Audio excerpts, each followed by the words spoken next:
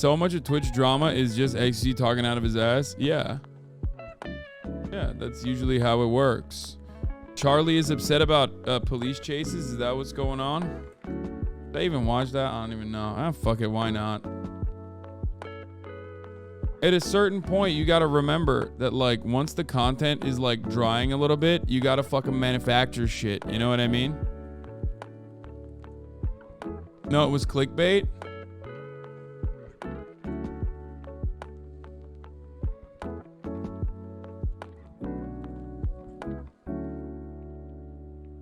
Oh.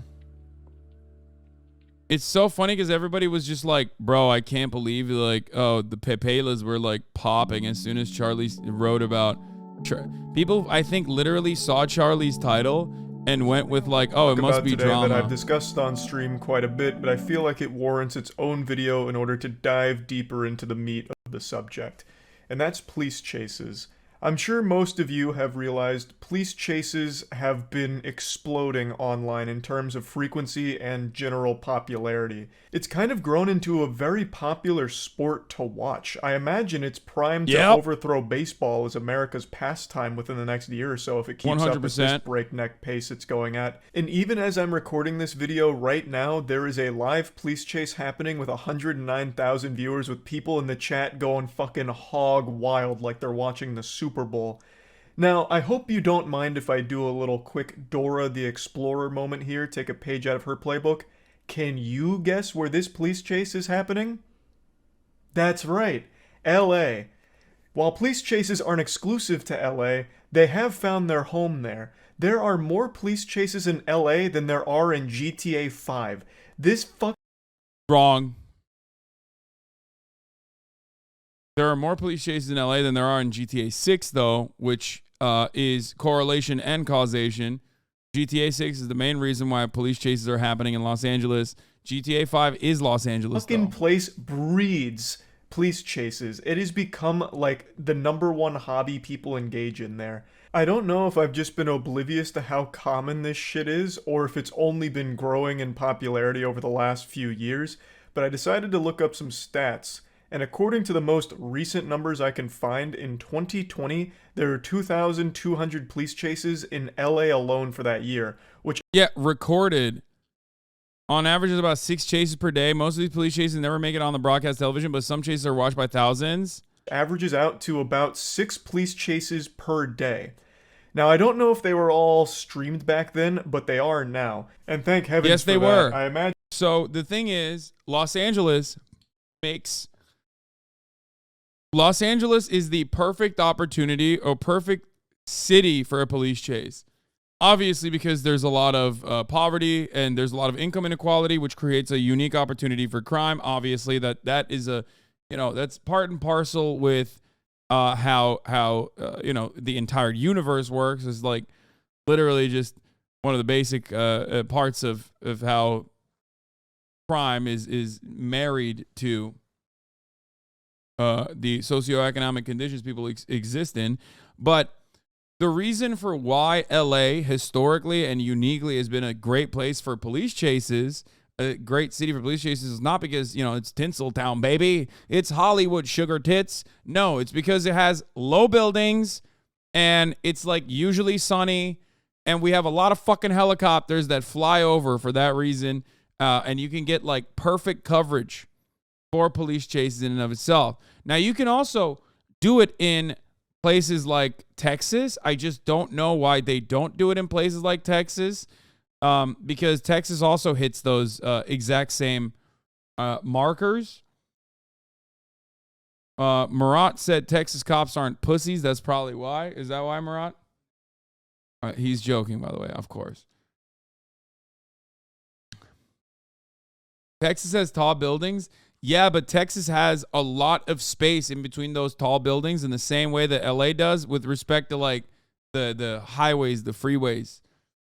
You know what I mean? So I think that's probably what it is. They ban police chases in my state. What does that even mean? I don't know. Imagine whoever pitched that idea right now is being hoisted up on the shoulders of all of these news channel execs right now and just celebrated. Because this has become a huge source for viewership for them. The videos do extremely well in views. and the streams have massive viewership as well. So it's definitely generating big like revenue for these channels, I would guess. And it's also become a source of unforgettable goofiness in a lot of cases. A northbound turn onto Cortlandt Avenue. Another suspect jumping out, running for it. They're going to take him into custody in short order here, and the driver is continuing once again. So now 3 people have jumped out of this vehicle, and the driver continuing the pursuit. Yeah, your eyes don't deceive you. This is a real human being, a living, breathing, sentient organism that actually tried the NPC strat, where he gets out of the car and pretends to just I mean, that's pretty good. be a pedestrian. He actually went for some kind of Assassin's Creed tactic here to blend into the crowd. I respect But there it. was no crowd and the police were right behind them, so they literally saw him leave the car. But god damn it, it was worth giving it a whirl. Yeah, And what we if it got did to work? witness it Think about the live. content. This was a police chase from last night. Not only is it clearly entertaining for moments like this, but I legitimately do think it's actually valuable in terms of education. To teach people to never end up in situations like this. Watching the madness unfold live, I actually do think would have some people second-guessing bad decisions.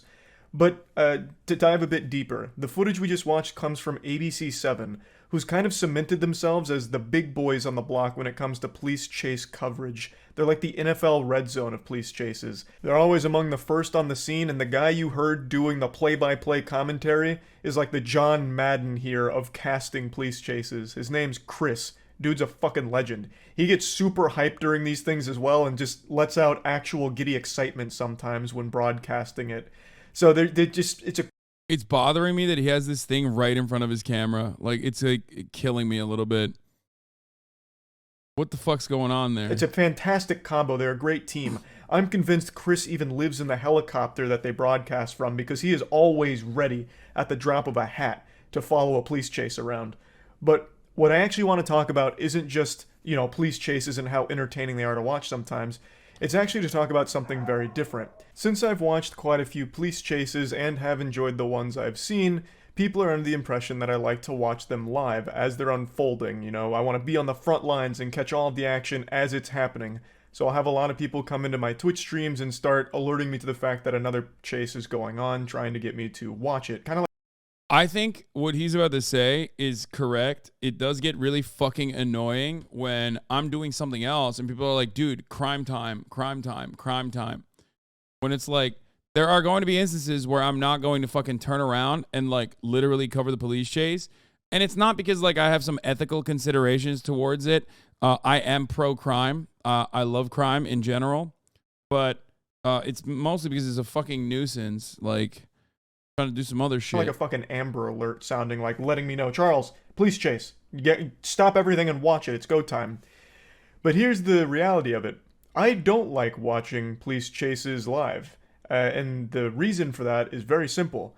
Because the police chases I like to watch are the ones that don't end in tragedy with like someone dying or some shit. I watch the ones that have very silly endings or the whole thing is very goofy and no one ends up getting like... I like the ones where they get away. That's my favorite. Like, especially if it's like not a super serious crime. I'm a fan of that. You gotta root.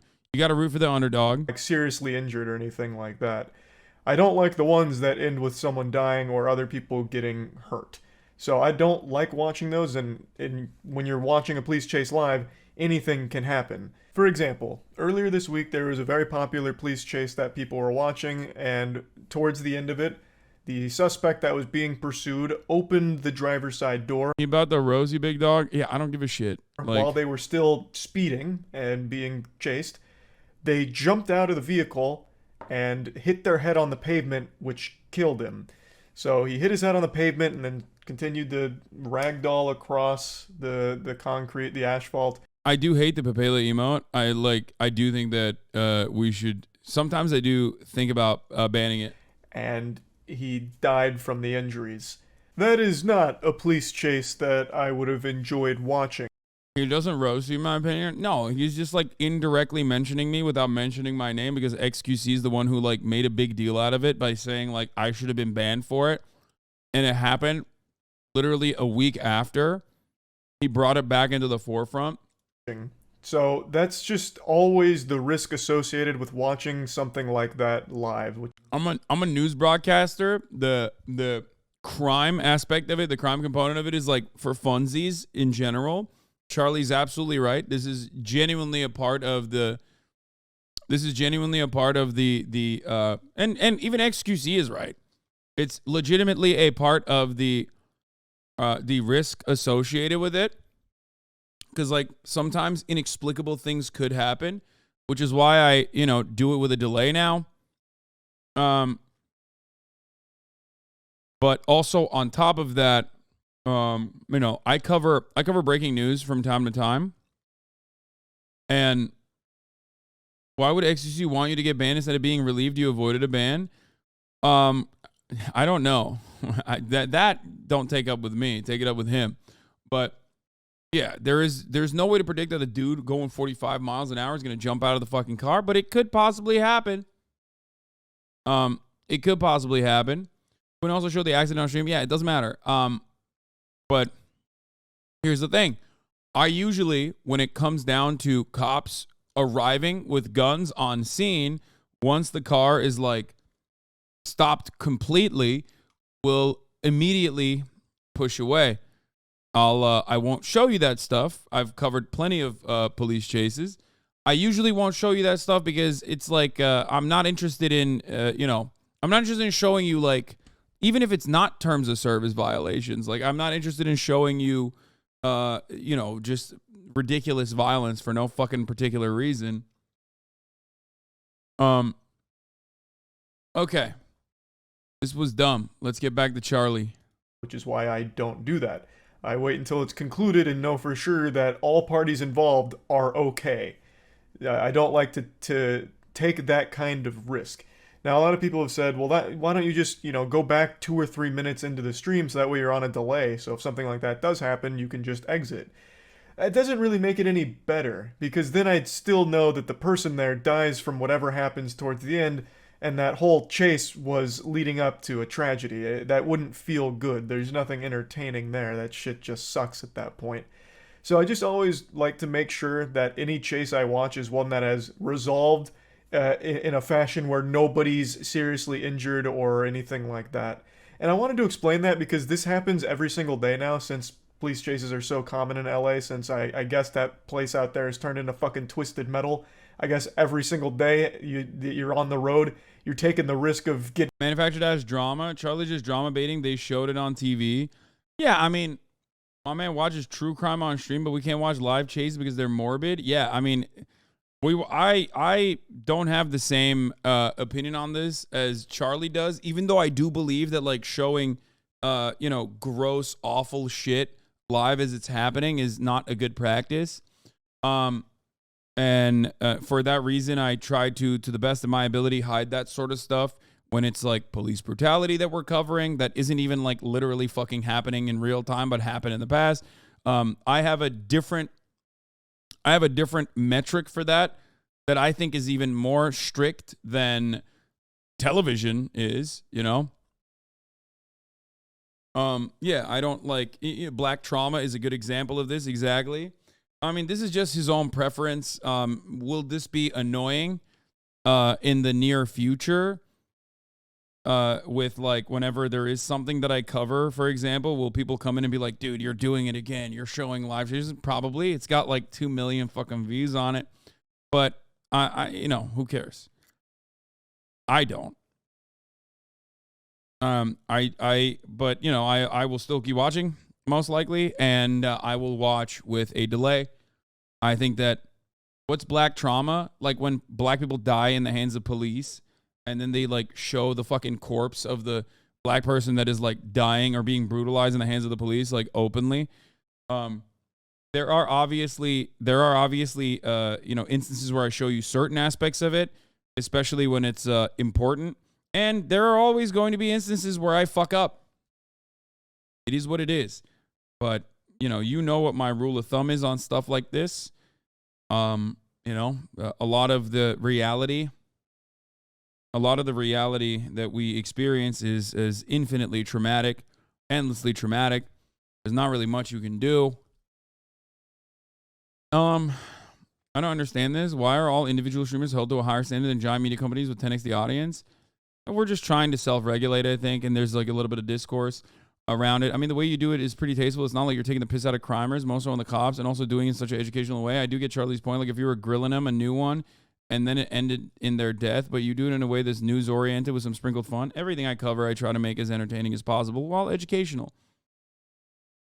But yeah.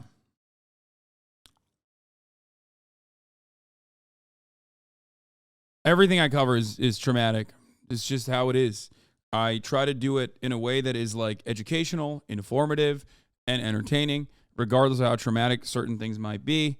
You know, that's it. That's just how it goes. That's what I do. Getting fucking blasted by someone that's engaged in a high-speed police pursuit. So there's always these chases going on. So I'm always getting told this every single day, but I just don't like watching them live. It's that simple.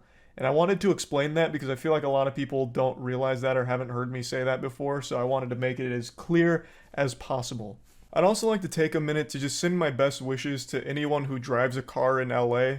You're out there in like an actual fucking war zone, it seems, with people on these high-speed pursuits every goddamn day.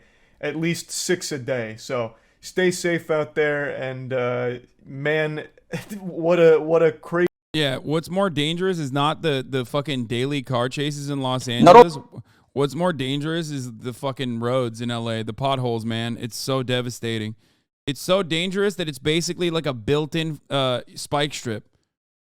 Always. You know what I mean?